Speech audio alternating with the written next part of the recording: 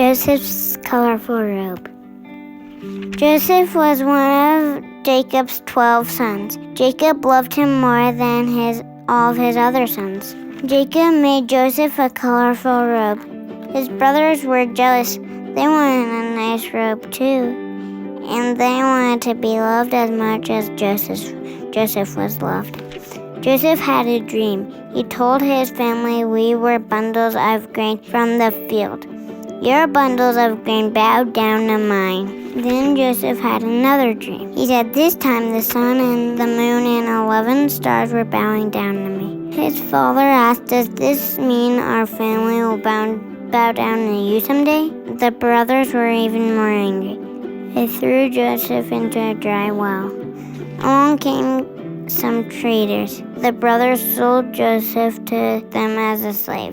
They lied to their father and said, "Joseph has been killed by a wild animal," but God was with Joseph. Oh, so close, right? And yet so far. That is the cleaned up and watered down version of Joseph's life. The reality is there was a little bit more messiness going on there. Hey, welcome to Mission Hills, wherever you are in the world. We're so glad to have you with us this weekend for the second part of our Explicit series, where we're digging into some of these kind of messy stories from the Bible that we have a tendency to clean up and water down, and sometimes getting rid of the parts that actually allow us to find our place in the story. And the life of Joseph is definitely one of those stories. Okay? Now, if you're only familiar with the kids' version of Joseph's life, you might be tempted to think that the story of Joseph is a story of sibling rivalry, or maybe the story of jealousy and its dangers. And certainly that's part of it, but the reality is that the story of Joseph, or at least the story that we're going to look at today, the part of the story we're going to look at today, is actually the story of a young man who is obsessed with himself. He's self-obsessed. Or in modern terms, we might say this: it's the story of a man who spent way too much time looking at the world through the selfie lens on his phone. You know the selfie lens, right? It's that lens that, it kind of shows us the world around us, but what it mostly shows us is us, actually, right? And here's the thing, like you can actually see a little bit of the world through the selfie lens, but you can't see a lot of it. Mostly what I see is me. And trying to get around that way can be kind of dangerous. I found this out last week. If you saw the social post that we put on last week, you might have noticed that I was doing a post where I was kind of talking about our reopening plan that we're moving towards, and I had some stuff that's on the ground in the lobby of the Littleton campus, and I was trying to show people that, right? But I was also trying to keep myself in the frame, so I was kind of doing this, and what you didn't see was what I posted there was take number 5, because the first few, the way it ended, I was trying to show me and show that, and I was like, I'm down. And so I deleted those things right away, but that's the reality, right? The reality is that trying to get around using the selfie lens makes for a pretty bumpy ride. And that's certainly true in life. Trying to look at the world through a lens that's mostly showing us ourselves creates all kinds of problems. I really experienced that this week, church. It was a tough week, I'll just be honest with you. We all know all the stuff that's going on, and I found myself in a really difficult place this week. I really wanted to speak into issues, but I found myself looking at everything through the lens of me and how anything I said or did, how it would come back to me or come back on me. Right? I wanted to speak against racism, but I was also a little bit afraid that would bring criticism towards me, that people might think, well, you're condoning the riots by speaking against racism. And by the way, that happened. Spoke against racism. I got some criticism that I was condoning the riots by speaking against racism. I also had a little bit of a fear that if I spoke against the riots, people would accuse me of, condoning the racism that led to it, or they perceived it led to it, right? By the way, that happened. I did speak against the riots and the violence, and I had people going, "So you're okay with the racism?"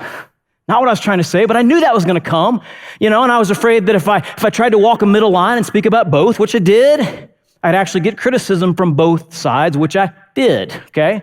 I was afraid that if I said nothing, if I was just silent, that would come across as either being cowardly or condoning one or the other, whichever people wanted to pick. And I had people say, well, you might have spoken, but you didn't speak loud enough. Does that mean you're okay with the racism? That means you're okay with the riots? It was a rough week. And I don't tell you this to ask you to pity me. This is not a woe is me kind of a thing, right? The reason I tell you this is because I want you to know that because of all that, I got to the middle of this week and I found myself just in a really dark place. I did. I was stressed out. I was frustrated. And quite honestly, I was depressed. And it wasn't because, it took me a while to realize this, but I finally did. It wasn't because I was in a no-win situation. Sometimes in leadership, you just find yourself in a no-win situation and you just have to move forward in the way that God calls you to. It wasn't because I was in a no-win situation that I found myself in a dark place. It was because I was looking at everything and trying to make decisions through the lens of me. I was looking at the world, I was trying to see the world around me through the selfie lens. And here's what I've discovered. Trying to get around using the selfie lens makes for a very rough road, okay? Trying to get around using the selfie lens makes for a pretty rough ride in life. We're going to see that, and we're going to see how important it is that we figure out how to hit that little flip button on our lives and start looking through the other lens. Why don't you go ahead and grab a Bible, start making your way to the book of Genesis, chapter 37. We're going to take a look at the first part of the life of Joseph today. We're going to look at the rest of the life of Joseph next week. But the first part of the life of Joseph is really about a man who's looking at everything through the selfie lens. Check this out. Joseph, a young man of 17, was tending the flocks with his brothers, the sons of Bilhah and the sons of Zilpah, his father's wives, and he brought their father a bad report about them. He brought their father a bad report about them. Now, in English, bad report sounds kind of neutral, like, it's just sort of like some negative information.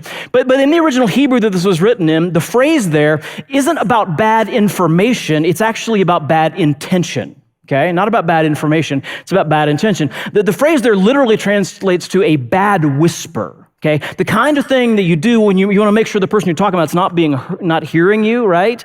And you're going to say something negative about them. And the reason you do that is to cause them harm and maybe to make yourself look better by making them look worse, right? That's the kind of thing you're talking about. What he's really saying is this. He's saying that Joseph was engaging in toxic talk, which is a sure sign of self-obsession. He was engaging in toxic talk, a sure sign of self-obsession. Now, why do I say that? Why is toxic talk a pretty good indicator that we're self-obsessed? We're looking at everything through the selfie lens. Because the number one reason for toxic talk is to make us look better by making others look worse, right? That's the number one reason. There may be a few others, but there's no close second, okay? The number one reason we engage in toxic talk is to make someone else look bad, which makes us look better in comparison, okay? Listen to me, church. There's two ways to look better. Did you know that? There's two ways to look better. We can look better by getting better or making others look worse, right? Two very different approaches to looking better. We can actually get better. We can make others look worse. See, we can get better, right? We can work hard so that our accomplishments stand out and we get recognized for the effort that we've put in, right? We can identify weaknesses in our lives and we can work on them. We can bring people into our lives to mentor us and to coach us and to disciple us, help us become more like Jesus and join him on mission better. We can do that. We can identify flaws in our character and ask other people to hold us accountable on those, and we can work on them. We can say we're sorry when we're wrong, when we mess up, and then we're going to work better at it. We're going to commit ourselves to continuing down that road of getting better. We can do that, but that's hard, right? That's exhausting. That's a lot of hard work. Listen, getting older is automatic. Getting better takes hard work. And so Satan kind of slides in and he goes, man, that looks exhausting. Can I suggest an alternative? Hey, instead of standing out by working out, how about you stand out by cutting everybody else down? So much easier, right? It is easier. And it works. You know it works. You've experienced it. Either you've had some success because you've done it to somebody else, or you've seen somebody else get ahead at your expense because they were engaging in toxic talk about you. We know that it works, okay? It does work for a while. It works for a while, but it's costly. Getting ahead that way costs us something. Because here's the thing. Toxic talk divides people and poisons relationships. It always does. Toxic talk always divides people and poisons relationships. People and relationships that we're going to need later on down the line. Okay? So yeah, it works. But there's also a cost to it. Check this out. It says, now Israel, that was Joseph's father, now Israel loved Joseph more than any of his other sons because he had been born to him in his old age. It's a really interesting statement. He loved Joseph more than any of the other sons because Joseph had been born to him in his old age. That's sort of the reason given as why he favored Joseph. And I'm sure that was part of it, but what's interesting is Joseph was not the youngest son. Joseph had a younger brother named Benjamin, who was technically born in Israel's older age. So if that's the only reason that he loved Joseph the most because, Joseph had been born in his old age, then he should have loved Benjamin even more because he'd been born in his older age, right? And so I think the reason that Moses tells us that is to kind of go, yeah, that's part of the reason. Maybe that's the reason that gets talked about a lot, but it's the kind of thing that's supposed to make us go, but is that all that's going on here? It's supposed to make us wonder if there might not be another reason. And if I had to guess, I wonder if the other reason is because Joseph's toxic talk was working. I wonder if he'd cut his brothers down enough that his father had begun to think of him much better than he actually was. Kind of feels like maybe that's part of what's going on here, right? So it says Israel loved him more. And then it says this, and he made an ornate robe for him. And he made an ornate robe for him. Now, if you know anything about the story of Joseph, even if you're brand new to the Bible, you may have heard a little bit about this robe, right? We often talk about it as being a many-colored robe or a coat of many colors. There was even a hit Broadway musical featuring Donny Osmond back in the day, right? Back in the day. And it was called Joseph and the Amazing Technicolor Dreamcoat. Well, what's interesting, though, is that the original Hebrew here doesn't actually say anything about colors.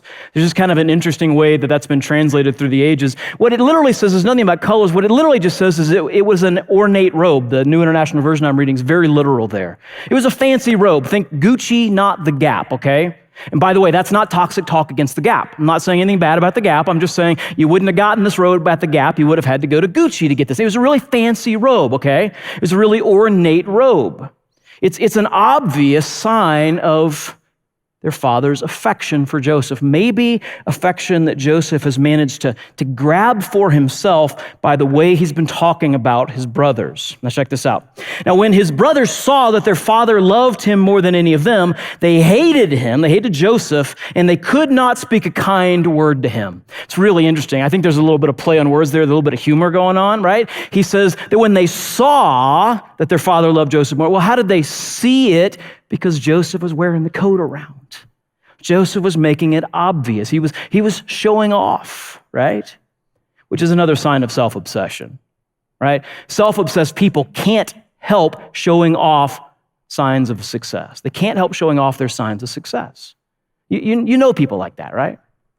People that can't help but make sure you use their titles. They can't help but make sure that you see their diplomas. They can't help but make sure that you see the cars they're driving or the houses they're living in. It's in their Facebook posts. It's on their Instagram feeds. It's all over the place because self-obsessed people, they can't help but showing off because, it's proof, right? It's the proof that they're worth paying attention to, right? That's what Joseph's doing. He's showing off. Joseph just keeps making it worse. Check this out. Joseph had a dream. And when he told it to his brothers, they hated him all the more. He said to them, listen to this dream I had. We were binding sheaves of grain out in the field when suddenly my sheaf rose and stood upright while your sheaves gathered around mine and bowed down to it. Isn't that interesting? Wonder what that could mean, right?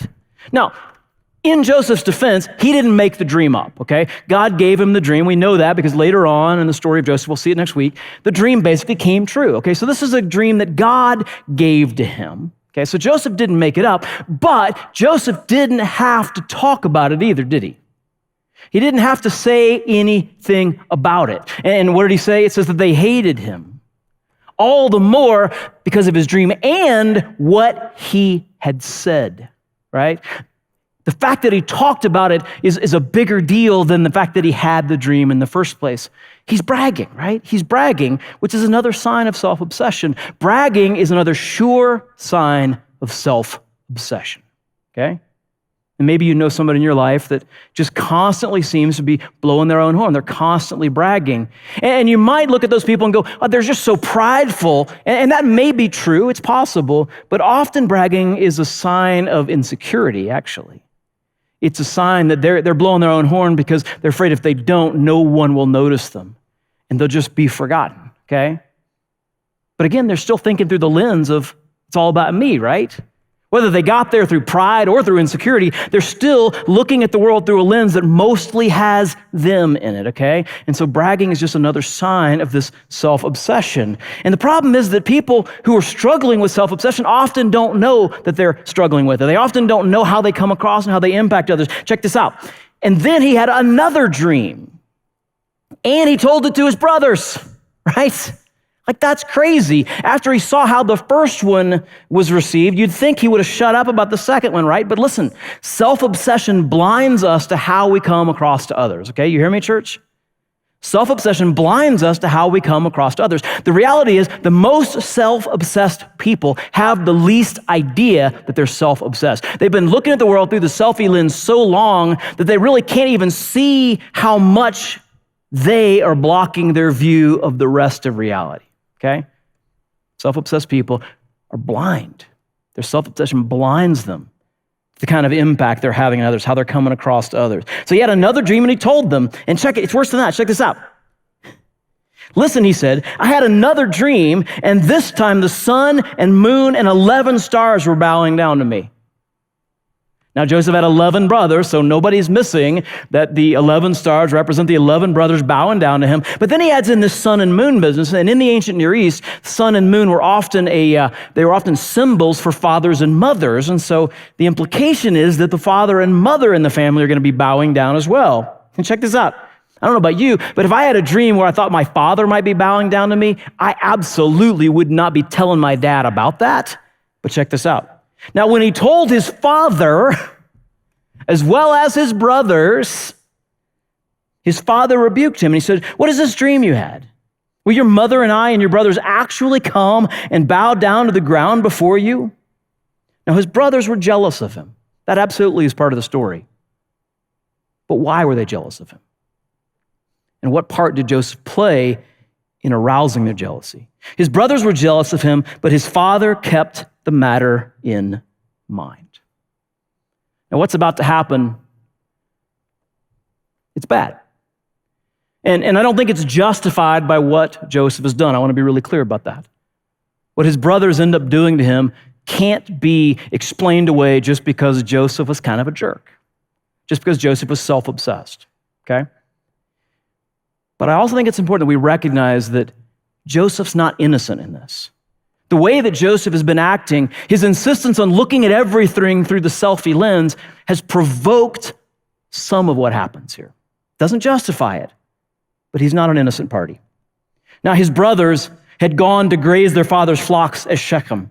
And Israel said to Joseph, as you know, your brothers are grazing the flocks near Shechem. It's interesting. The word Shechem's mentioned twice there. It doesn't need to be, and so that kind of draws our attention to it. And here's what you need to know about Shechem. It was about 50 miles away from where Joseph and his family lived. Now, 50 miles is a really long way to go to pasture your sheep. It's a really long way.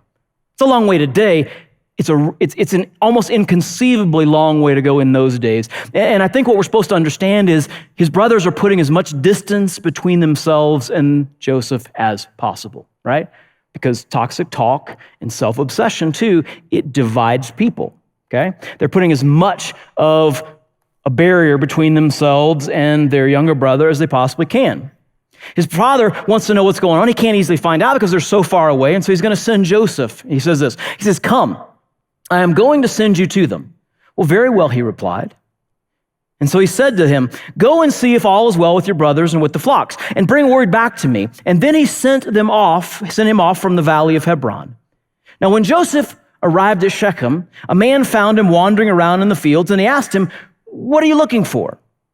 Well, he replied, well, I'm looking for my brothers. Can you tell me where they're grazing their flocks? Oh, they moved on from here, the man answered. I heard them say, let's go to Dothan. Oh, interesting. So Joseph went after his brothers. He went after his brothers. And he found them near Dothan. Interesting, again, twice he had the place mentioned. Why? Well, Dothan's another 13 miles further away from home. So now they're almost 65 miles away from home. So not only did they try to get as far away as kind of possible, but they're looking for more opportunities to get even farther away because toxic talk, self-obsession, bragging, all that stuff, it divides people, poisons relationships, right? So they're going as far away as they possibly can. Finally, Joseph finds them. But they saw him in the distance. And before he reached them, they plotted to kill him. Here comes that dreamer, they said to each other. Come now, let's kill him and throw him into one of these cisterns, that's a well, and say that a ferocious animal devoured him. And then we'll see what comes of his dreams. You know, standard sibling rivalry stuff, right? Yeah. I mean, if you had siblings, you probably did this kind of stuff to each other all the time, right? No? Okay, it's pretty bad, I'll admit that. But not all of his brothers were on board. Check this out. Now, when Reuben heard this, one of his brothers, he tried to rescue him from their hands. Let's not take his life, he said. Don't shed any blood. Throw him into this cistern here in the wilderness, but don't lay a hand on him. Reuben said this to rescue him from them and asked him and to take him back to their father. So when Joseph came to his brothers, they stripped him of this robe, the ornate robe he was wearing. You notice that? The ornate robe he was wearing. The interesting thing is, you don't wear Gucci out into the fields, right? You don't wear this kind of robe for this kind of trip. Why is Joseph doing it? He's still lording it over them. He's still flaunting the signs of his success. He's still bragging. He's still looking through a lens that mostly is about him. And they took him. They threw him into the cistern. The cistern was empty and there was no water in it. And as they sat down to eat their meal, they looked up and they saw a caravan of Israelites coming from Gilead. Their camels were loaded with spices, balm, and myrrh, and they were on their way to take them down to Egypt. Now, Judah said to his brothers, what will we gain if we kill our brother and cover up his blood? Come, let's sell him to the Ishmaelites and not lay our hands on him. After all, he is our brother, our own flesh and blood. He's a really good brother, right? Can we all agree, right? He's opted to, take murder off the table and just make, slavery the option. And his brothers agreed. Now, when the Midianite merchants came by, his brothers pulled Joseph up out of the cistern and they sold him for 20 shekels of silver to the Ishmaelites who took him to Egypt. And when Reuben returned to the cistern and saw that Joseph was not there, he tore his clothes, a sign of grief. He went back to his brothers and he said, the boy isn't there. Where can I turn now? And then they got Joseph's robe. They slaughtered a goat and they dipped the robe in the blood. They took the ornate robe back to their father and they said, we found this. Examine it to see whether it is your son's robe. And notice that phrasing. Not to see if it's our brother, but your son's robe. You can hear the bitterness there. You can see the poisoned relationship that Joseph's self-obsession has created, not only between him and his brothers, but between them and their father as well. He recognized it and he said, it is my son's robe. Some ferocious animal has devoured him. Joseph has surely been torn to pieces. And then Jacob tore his clothes, put on sackcloth, and mourned for his son many days. All his sons and daughters came to comfort him, but he refused to be comforted. No, he said, I'll continue to mourn until I join my son in the grave. And so his father wept for him. Meanwhile, the Midianites sold Joseph in Egypt to Potiphar, one of Pharaoh's officials, the captain of the guard. It's a pretty radical reversal, right? I mean, Joseph goes from favored son to slave. He's a prisoner in a foreign land. Instead of being the one who's managed to stand out by making everybody else look bad by cutting them down, now he's kind of lowest of low. It's a pretty radical reversal. But that's what self-obsession does. That's the kind of life that self-obsession leads to.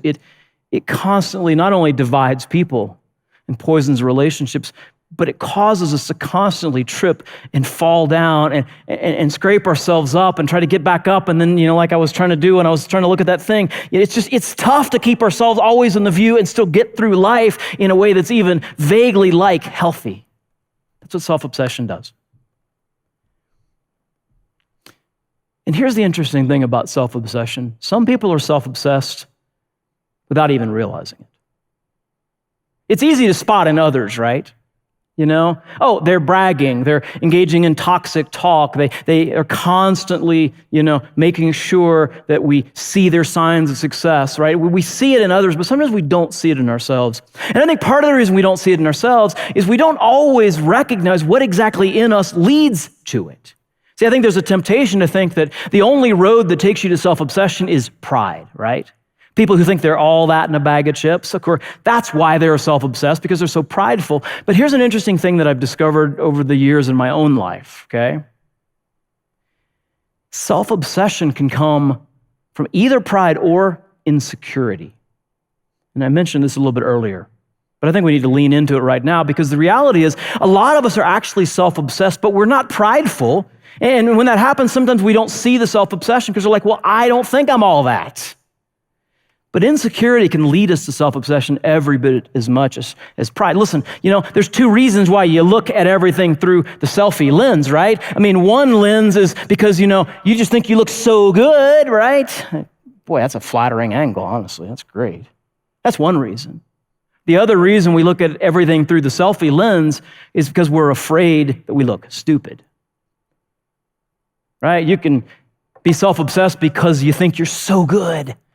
Or you can be self-obsessed because you know you're not and you're so afraid that other people are going to find out, right? You're always looking through the selfie lens to make sure you don't have lettuce stuck in your teeth, or your hair doesn't look stupid, or your makeup hasn't smudged, and you haven't managed to let out into the world all the ways that we know that you're not as good as you hope people will think you are. The problem is that's an exhausting way to live, right? Always worried about what other people think. Always having to keep ourselves in the frame and trying to maneuver around looking at the world that way because we're so afraid that the world will find out that we're not all that. Listen, self-obsession can come from both pride and insecurity. And I know for me, insecurity is the big driver for self-obsession in my life. It is. I just be honest with you about that. I'm insecure. I'll say it. I am. But I actually think a lot of people that are self-obsessed, and a lot of people assume that they're prideful. I actually think a lot of those people are actually insecure. In fact, almost every person that I've ever met or worked with that others said, man, they're so full of themselves. The more I've gotten to know those people, the more I've realized, no, actually, what they're full of is self-doubt. What they're full of is insecurity, okay? Self-obsession can come from either pride or insecurity. And it's important that we recognize that both of those things can take us to the same place where we're looking at everything through the selfie lens. It's important that we recognize it because depending on how you get there, you have to sort of deal with it in different ways, but we have to deal with it, okay? Because here's another thing you need to know about self-obsession. Self-obsession takes us off mission with God, okay? Self-obsession takes us off mission with God. You cannot be on mission with Jesus. Okay? You cannot be extending God's influence into the world and obsessed with self. It just doesn't work. You can't get through life like that and be extending God's influence. Can't be done, okay? Self-obsession takes us off mission with God, so it has to be dealt with. Okay, how do we deal with it? Well, it depends in part on how you got there, okay? If it's pride, here's what you do. If you struggle with self-obsession because of pride, try opening your eyes a little bit wider, all right? It's a pretty good piece of advice. Because a lot of times what happens is prideful people are only prideful because they're limiting their view, right? They're only looking at a certain few people that allow them to go, I'm better than that person, right? But if you open your eyes a little bit wider, if you take in a wider field of view, you begin to realize, yeah, I might be better than that person, but I'm not better than that person. I'm not more spiritual than that person. I'm not kinder than that person. I'm not better at my job than that person. I'm not as good at this as that person over there. And when we begin to realize that, the pride begins to be ratcheted down, okay? Now, I'm not going to spend a lot of time on this one. The Bible talks a lot about pride. The reality is you need to understand God will humble pride if we don't humble ourselves, okay? So if you struggle with self-obsession because of pride, figure out what it takes to realize that you're not all that. You're not, okay? But I want to spend a little bit more time on the insecurity business because actually as I read the story of Joseph, he reminds me of myself. And he reminds me of so many other people that I've seen who are consumed by themselves. They're obsessed with themselves. They're looking at life through the selfie lens, but it's not because they're prideful, it's because they're insecure. They're full of doubt and insecurity. And if that's you, if that kind of hits close to home, let me tell you a few things that I've learned in my life that have helped. okay? The first one is this. We have to recognize its voice. We have to learn to recognize the voice of insecurity, okay? We have to learn to recognize that when we are tempted to brag, when we're tempted to make sure people see our signs of success, when we're tempted to cut somebody else down so that we end up looking better, when we're tempted to do that, we have to begin to go, oh, that's insecurity right there. Insecurity is causing me to do that. You got to call it out, right? That's the first thing we have to do. Second thing we do is we refuse to give it the final vote, okay? I don't know how to stop feeling insecure. I don't know how to stop it when somebody praises another pastor. Oh, it was the best message ever, Craig. You got to listen to this. I don't know how to stop myself from going, oh, but what do you think about me? I don't know how to stop that. But what I've learned is that I can recognize the voice of insecurity, and then I can choose not to give it the final vote. I can choose not to do or to say or whatever the thing is that I would do or say if I were listening to the voice of insecurity. Okay? I'll give you an example. Just recently, a friend of mine who's not living anywhere near us, who's living pretty far away, mentioned that his wife has been watching our messages throughout the coronavirus. He said, yeah, she really likes the way you teach. Yeah, she really likes the way you handle the Bible. And I should have been like, oh, I'm really glad God's using me. But you know what I actually felt inside? I felt inside, well, what about you? You keep talking about what she thinks, but what about you? What do you think, right? I want to know what you think. And I went, ooh, voice of insecurity. Now, if I'd given insecurity the final vote, I would have asked. But I chose not to do that. I recognized its voice, but I refused to give it the final vote. And then the third thing you got to do is this. You got to transfer your trust, okay? You got to transfer your trust. You got to somehow initiate a transfer of trust so that you're not trusting in what everybody else thinks to feel secure. You're not trusting what everybody else thinks to feel solid, right? You're not trusting what other people think to navigate your way through life. You got to transfer your trust. And what you got to transfer to is not what other people think about you, but it's what God says about you. I love this. This is the book of Isaiah. Isaiah 26, verse 3 says, you will keep in perfect peace those whose minds are steadfast because they trust in you. That's a powerful verse. You will keep in perfect peace. See, insecurity and self-obsession, they don't lead to peace, okay? Insecurity that leads to self-obsession doesn't lead to peace. But honestly, pride that leads to self-obsession doesn't lead to peace. Self-obsession doesn't lead to peace. Whatever it's driving us to that point where we're looking at everything through the selfie lens, we got to recognize it's not going to give us peace. It's only going to give us exhaustion and weariness and frustration and stress and depression. He says, you will keep in perfect peace those whose minds are steadfast because they trust in you. We got to transfer our trust. One of my favorite Proverbs 29:25 says, fear of man will prove to be a snare, a trap. But whoever trusts in the Lord is kept safe, right? Whoever trusts in the Lord is kept safe. This tendency, this temptation, this dangerous desire to look to other people for our sense of significance. What that leads us to is we're constantly thinking about ourselves. We're constantly looking at the world through the lens of ourselves, and we're at the mercy of everybody else. And so it's just all that much worse, right? So that's how we begin to deal with self-obsession that comes from insecurity, right? First thing, what do? We learn to recognize its voice. Second thing is we refuse to give it the final vote. And then the third thing is we begin to transfer our trust. We begin to read scripture. We begin to pray and ask God for a transformation into what we're looking for and what we're looking at. Listen, what happened to Joseph is tragic. It's terrible, no question about it. And I'm not saying that everything his brothers did to him was justified. It wasn't, but it wasn't unprovoked either, right? He wasn't a completely innocent party. And I believe that the reason God allowed this to happen was because he was in the process of doing something in Joseph's life that had to be done. Okay? He's in the process of taking care of that self-obsession because he had plans for him. He wanted to bless him, but he also needed to make sure that Joseph was in the place that those blessings were used in the way they were intended. Listen to me. Church, listen. Sometimes God has to break us of our self-obsession before he can bless us. Do you hear me? Sometimes God has to break us of our self-obsession before he can bless us. Because as we saw last week, the reason God blesses us is never just for our benefit. It's always so that it flows out of us into other people, and self-obsession will keep that from happening. Okay? So sometimes God has to break us of our self-obsession before he can bless us. We're going to see next week that God has incredible things that he wants to do in and through Joseph, but he's got to deal with this self-obsession thing first. Otherwise, he's just going to hoard those blessings, and that's not the purpose of them. Okay? A couple questions for you as you wrestle with this truth this week. First one's just this: how do I make myself look better by cutting others down? I think we all do it, okay? And we all have particular areas in our lives where we're really prone to do it. Maybe it's Facebook, maybe it's Twitter, maybe it's face-to-face, maybe it's behind somebody's back, right? Remember, Joseph gave the bad whisper only when his brothers weren't there, right?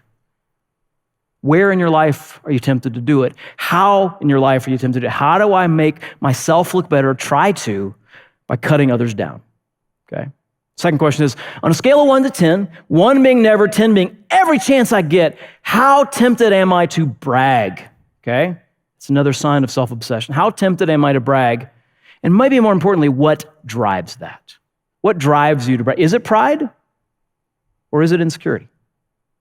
Third question, what needs to be broken off of me so I don't hoard God's blessing? What work does God need to do in my life so that I'm ready to receive the blessings that God wants to pour into me and through me into the lives of others, okay? Sometimes, God has to break something off of us before he can truly begin blessing us. Would you pray with me? Hey, God, as your people, we confess to you that probably all of us spend a whole lot more time than we should looking at life through the selfie lens. We constantly maneuvering to keep ourselves in the frame. And Lord, we stumble and we trip and we fall and we hurt, we divide and we poison, and we seek your forgiveness. Lord, would you give us the gift of setting us free from the need to see ourselves in everything? The gift of the freedom to move forward on mission with you, living lives that are about you and not all about us. Thank you for the life of Joseph, the example that we find. Lord, may we learn from the example before we have to learn from the hard lessons like he faced. Lord, we invite you to break off of us anything that will keep the blessings bottled up. Break it off and bless us so that we might be a blessing. Hey, if you're a follower of Jesus, would you do this for me? Would you just begin praying right now? Pray for those that are watching all over the world that don't have a relationship with God. They've never experienced the love of God, or what it means to be in a relationship. And if that's you, I just want to speak to you very briefly for a moment. Here's what you need to understand today. Maybe as you listen to this message, something began to stir in your heart and you realized, hey, I'm looking at life through the selfie lens. I'm pretty self-obsessed. Maybe it's pride, maybe it's insecurity, but you're realizing that that's you. And I want you to know you're not alone. We're all in that same place. It's the basis of this thing we call sin. Sin, it's the wrong that we do, but it's all driven by a self-obsession. It's all driven by a desire to turn away from God and to live life on our own terms. That's what sin is. It's insisting on doing things our way and not God's way. It's inherently self-obsessed. And it's costly because when we turn away from the God of life, we end up in death. The Bible says the wages of sin is death. That's the eternal, endless consequence of sin, death. But our God is so selfless. He's so obsessed with us as his children that are separated from him because of our sin. He sent his own son, Jesus, who lived a perfect life, and then he died on the cross. And he did it willingly in order to pay for our sin. Jesus died on the cross to pay for your sin, for all of the outworkings of your self-obsession, of my self-obsession. He paid the price. He paid the wages of sin with his own death in his own blood. 3 days later, he rose from the dead. And now he offers each of us forgiveness, salvation for all eternity, a place in heaven, and ultimately freedom from this self-obsession that just grinds us down and wears us out. He offers all of that by faith, by simply putting our trust in what he did. And if you've never done that before, today's the day. There's no reason for you to move forward in life from this moment without putting your faith in the God who is obsessed about you. Here's how you do it. Wherever you are, you're just going to have a conversation with God. Here's what it sounds like. You're going to say, God, I have done wrong. I've sinned. I'm sorry. I get it. I am self-obsessed. Jesus, thank you for dying for me in my sin. I believe that you rose from the dead, and I understand you're offering me forgiveness, salvation, a place in heaven, and freedom from myself. Jesus, come into my life. I put my faith in you. I'm going to trust in you and not me anymore. Jesus, I'm yours for now and forever. Amen. If you prayed that for the first time, we're so excited. That's so awesome. We would love to know about it and celebrate with you. A couple ways you can do that. If you're watching our online campus, you can just click the button right below me, the I said yes button. Let us know you said yes to Jesus today. If you don't see that button around you, you can text the word Jesus to 888-111.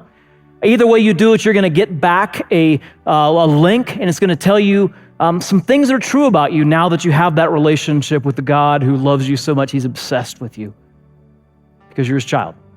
We want to get those truths into your hands, so please click the I said yes button or text Jesus to 888-111. Hey, have a great week.